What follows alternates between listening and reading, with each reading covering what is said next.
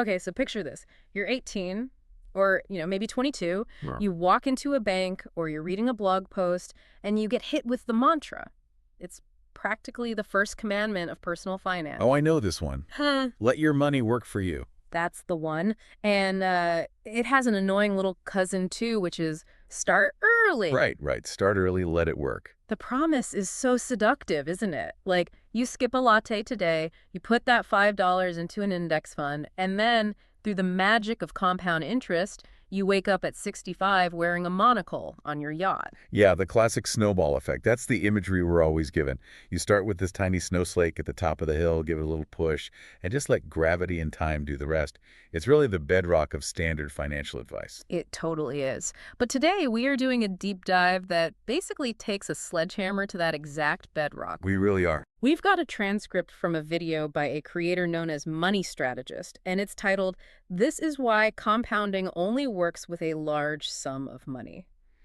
And honestly, reading through this, it's a little terrifying. It's definitely a wake-up call because the core premise here is that money, or well, specifically the math of compounding, actually refuses to work for you unless you hand it a heavy paycheck first. Right. Which means we are effectively debunking the idea that small, disciplined savings alone lead to massive wealth.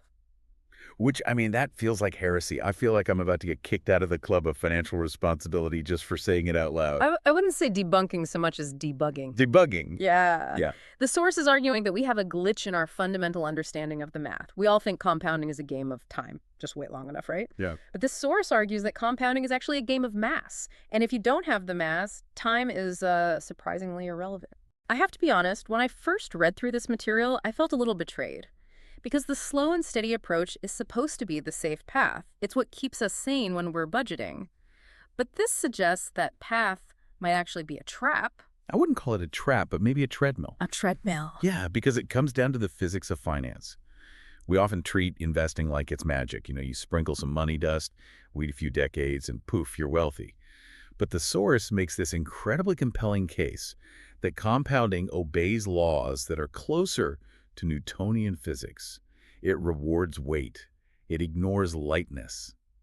Okay, let's get into the specific examples then, because the source leads with a story that really perfectly illustrates this treadmill feeling. They call it the illusion of the snowflake. Tell us about Daniel. Right, Daniel. This story hits hard because Daniel's doing everything right. He's 26 years old.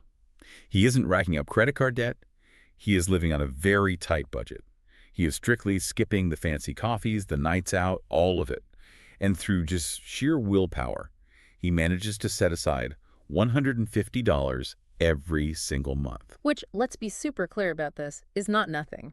For a 26-year-old today, that is real discipline. That's a real sacrifice. That's saying no to a lot of fun things with your friends. Absolutely. It's tough. And he keeps this up for 10 years, a full decade of just grinding. Wow.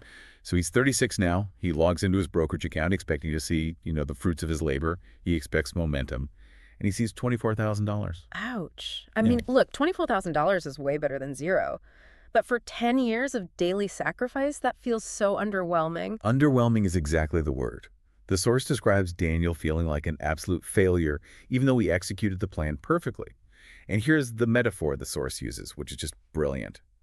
Daniel was trying to roll a snowball with a snowflake. Man, that visual really stuck with me. You can't build momentum if the thing you are pushing has absolutely no density. Precisely.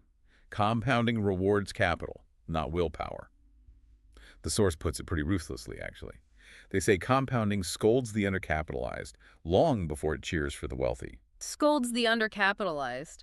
That is rough. It feels like the math itself is bullying the little guy. It kind of is. But let's actually look at the math because I want to make sure we aren't just being cynical here. The source breaks down another numbers example. Let's say you do what the books say and save $100 a month. And let's say you get a 10% return. Which, by the way, is a very aggressive assumption. Getting a consistent 10% year over year over decades is really tough. But let's give it to you for the sake of the argument. Right. Okay. So you grind for 20 years, $100 a month, 10% return.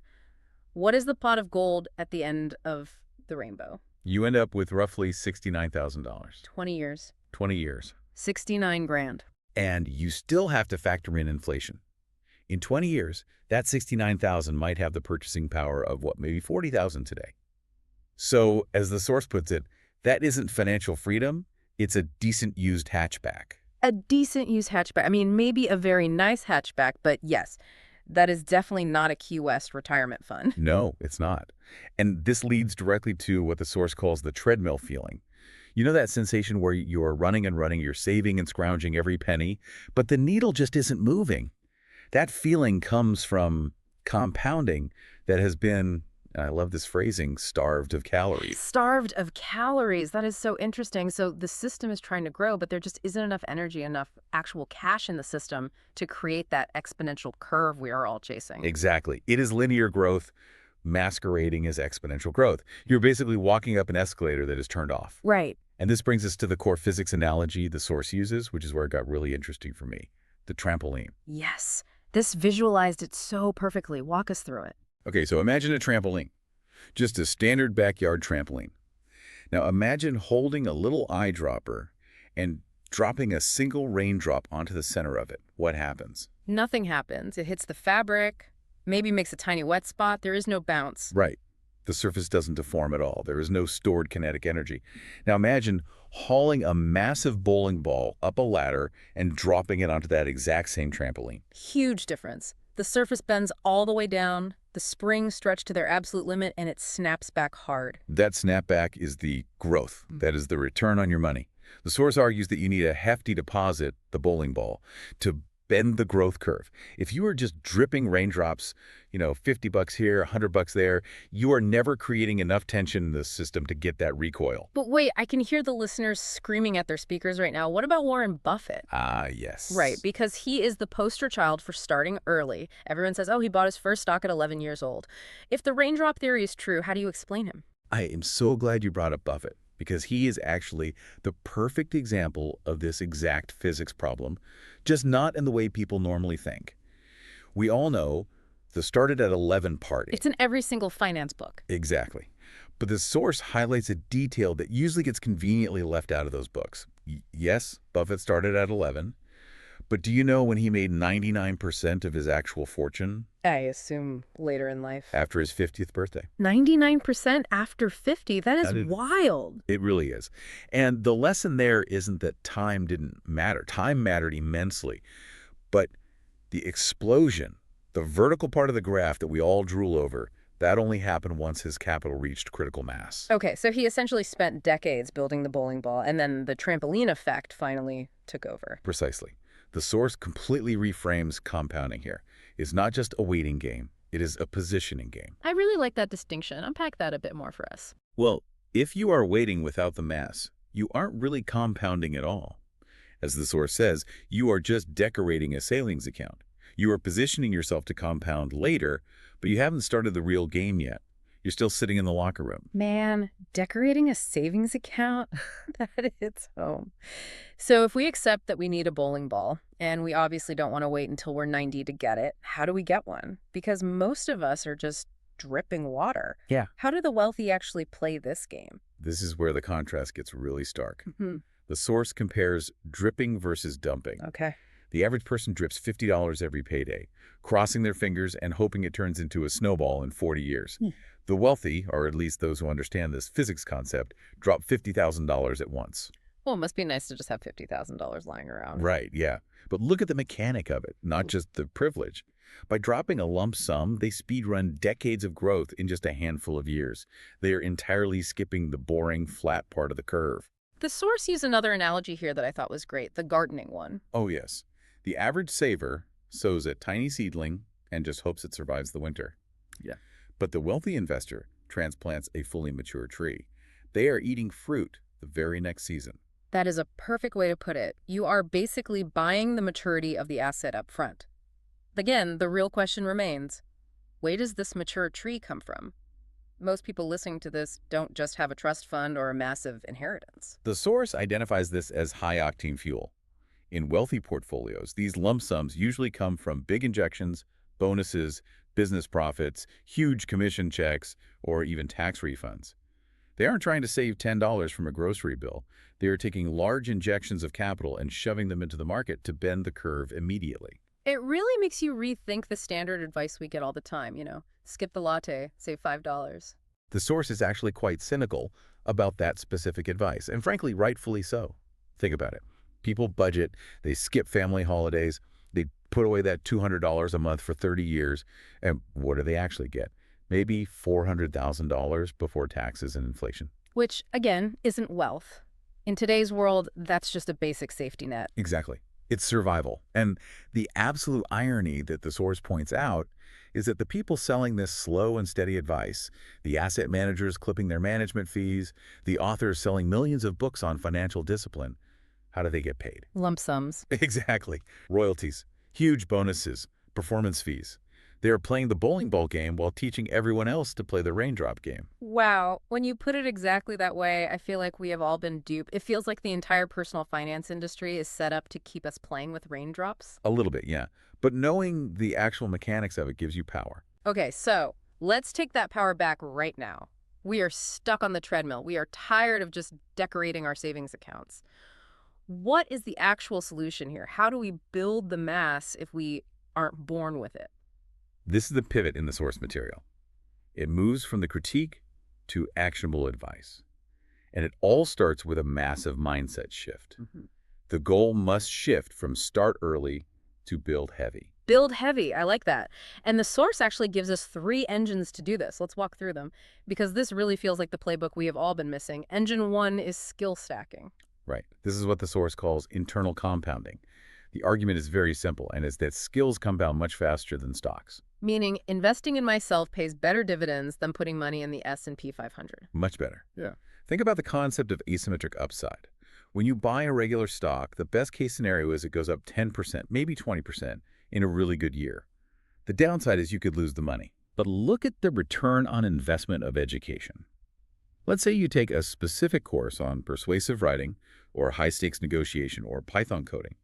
And because of that one new skill, you get a promotion or a brand new job that pays $10,000 more per year.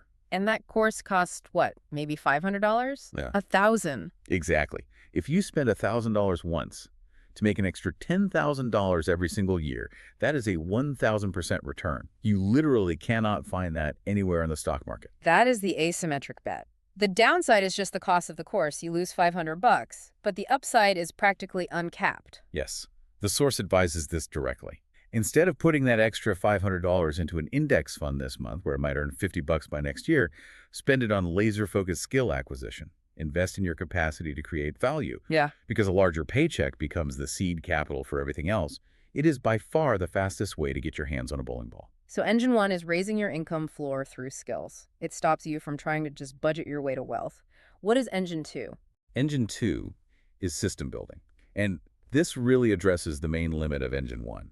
Because even if you have incredible skills and a huge salary, you still only have 24 hours in a day. Hard work has a hard ceiling. Right. You cannot code for 25 hours a day no matter how good you are. Exactly. But systems scale forever. We're talking about building things that exist entirely outside of your time. Rental properties, automated e-commerce stores, royalty income from writing a book, or building a well-oiled service agency where other people are doing the actual work. The pattern here is build once, maintain, and collect forever. That is the absolute key. You want assets or processes that are out there earning while you sleep. The source emphasizes that you have to move from being the laborer to being the architect. That is how you create that critical mass pile much faster than just working a wage job, even a really high-paying one. So you basically use the skills from engine 1 to generate extra cash, and then you use that cash to build the systems in engine 2. Correct. It feeds itself. And then once you have finally built that mass, once you actually have the bowling ball, you desperately need engine 3, which is capital protection. Which brings us right back to Warren Buffett again. Rule number 1, never lose money. Yeah, the source interprets this rule not just as Buffett being smart, but as an absolute worship of protection. Because once the mass is built, your job completely changes. You have to stop swinging for the fences and start aggressively guarding the pile. But why does the strategy change so drastically? Why not just keep being aggressive and grow it even faster? Because of the math of loss. This is a technical point the source stresses, and it's called volatility drag. Right. Think about it. If you have $100,000 and you lose 50% in a bad market, you're down to $50,000. Right. But to get back to where you started, to get back to that 100 grand, you don't need a 50% gain. You need a 100% gain. Oh, wow. You have to double your money just to break even. That is brutal. It is entirely brutal. A loss hurts you geometrically more than a gain helps you. That is volatility drag. The wealthy know this mathematically. They chase a boring, stable 7% return rather than a crazy roller coaster. They would much rather have a smooth, steady climb than a plus 25% year followed by a negative 15% year. Because that drop essentially resets the clock on your compounding. Kills your momentum dead. Compounding hates volatility. So the wealthy use tax shelters, broad index funds, highly diversified income streams. They treat every single dollar like an employee that absolutely has to show up for work tomorrow. Okay, so we have these three powerful engines: skills, systems, and protection. But let's talk about the overall strategy for putting them all together in real life. The source calls this the short-term sprint. This is really the ultimate alternative to the 40-year grind we talked about earlier. And frankly, it is a much more appealing life strategy. It is the exact method used by really high-earner surgeons, elite software coders, successful business owners. They don't plan to save 10% of their income forever.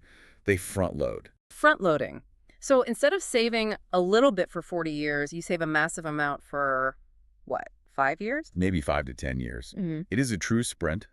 They live well below their means for a short period. They take those really high incomes or business profits, and they dump massive six-figure amounts into the market as rapidly as humanly possible. And then what? And then they stop, or they slow down significantly. Yeah. This is a concept sometimes called coast fire in the financial independence community. FIRE stands for financial independence, retire early. Coast fire means you have saved enough early on that you don't need to add another penny to your investments. You just let the market do the actual work while you coast and just cover your basic living expenses doing whatever you want. Because you have already placed the bowling ball on the trampoline, the tension is already there in the system. Exactly. Yeah. A $100,000 seed planted over 10 years does significantly more work for you than a $100 drip spread over 50 years. The source is essentially telling us to turn the lifelong financial marathon into a series of very intense sprints. That completely changes how you look at your own career. It isn't, oh, I need to work a job I hate for 40 years. It's, I need to grind hard for 10 years to build the mass, and then I can effectively coast. It's liberation through intensity. And the source suggests some very tactical moves to help this along. Because it's not just about magically earning millions of dollars. It's about funneling every single available resource during that specific sprint phase. Like what kind of moves? Negotiating raises aggressively, and then banking the entire difference, not inflating your lifestyle, selling unused stuff in your garage, trimming all those subscriptions. But Yeah. the key is not to just save that money to funnel it. If you get a $5,000 tax refund, don't go buy a new TV. That is a chunk of mass. Throw it right on the pile. Do not let the principal disappear. It's amazing how consistent the core message is here. It is all about doing whatever it takes to get to that critical threshold where the physics of your money actually changes. That is the real aha moment of this whole deep dive. Compounding looks like absolute magic from the outside, but under the hood, it is just math and momentum. It creates endless frustration if the base is thin. That is our snowflake. But it absolutely sprints if the base is heavy. So for everyone listening to us right now, this is a pretty confrontational deep dive. It really forces you to take a hard look at your own strategy. It forces you to ask yourself some tough questions. Am I playing the waiting game, or am I playing the positioning game? Am I just praying for rain, or am I actively building a bowling ball? The source actually leaves us with a really provocative thought to close on. The game isn't about patience, it is about size. It is. And the challenge I would love to leave the listener with today is this. Look at your year ahead. Don't ask yourself, how much can I save by skipping my morning coffee? Ask yourself, what specific skill or system can I build this year that actually increases my income by 20%? Shift the focus entirely from playing defense to playing offense. Exactly. Don't just sit around and wait for your savings account to do the heavy lifting. It is way too light. You have to do the heavy lifting first, so your money can take over later. I love that. I think I'm going to go sign up for that coding course I have been putting off for months. That sounds like a very solid investment in Engine One. Right. Well, that is all for this deep dive. Thanks so much for listening, and we will catch you on the next one.